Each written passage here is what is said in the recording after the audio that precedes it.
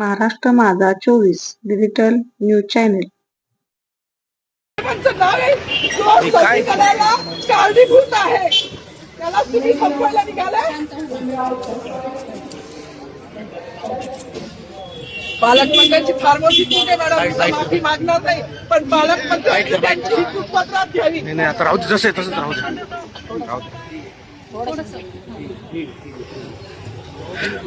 मला मीडियाशी घेणं नाही मॅडम, मला सस्पेंड केलं, मी वाळूचे गाड्या उपसील, मी माती काम करीन, पण बाबासाहेबांची ओळख पुसून येणार नाही. मला सस्पेंड करायचं करू शकता मॅडम. बाबासाहेबाला संपवायचं काम करायचं नाही. 26 जानेवारी 15 ऑगस्ट मध्ये मी नाही मानत, पण लोकशाही मॅडम तुम्ही सुद्धा संविधानामुळे आहात. पालकमंत्री सुद्धा पालकमंत्री संविधानामुळे आहे. कोणताही जाती भेट नाही, सगळी समानता त्यांनी दिली आहे. आमच्या कानातून होते बाबासाहेबांचं नाव आता तरी भाषणात येईल, मग तरी भाषणात येईल. ज्या लोक संविधानाला लोकशाहीला कारणीभूत आहे त्यांची नावं वारंवार घेतली गेली, मग जो संविधानाला कारणीभूत आहे तो प्रजासत्ताक दिनाचा जो मानकरी आहे त्याचं नाव भाषणात का नाही? कोणाची गाडी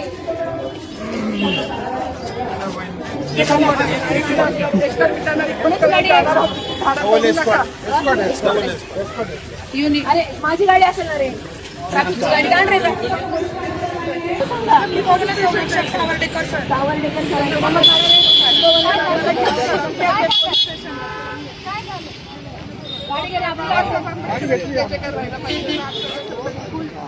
नागरिक म्हणून माझी मागणी रस्ता सांगितलं पाहिजे ना, सांगायला पाहिजे.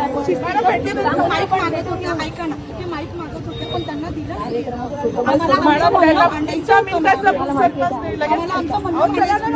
ऐका ना, आज खाकी वर्दी असेल किंवा आपण कोणापुढे खाकीवर्दीवर मतदान करू शकतो,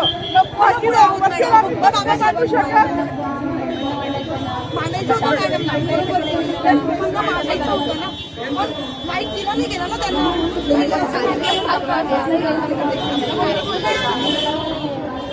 चला ना मॅडम, ती स्वतः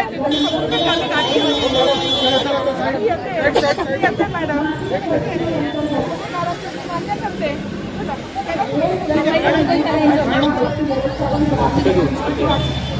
पोलीस स्टेशन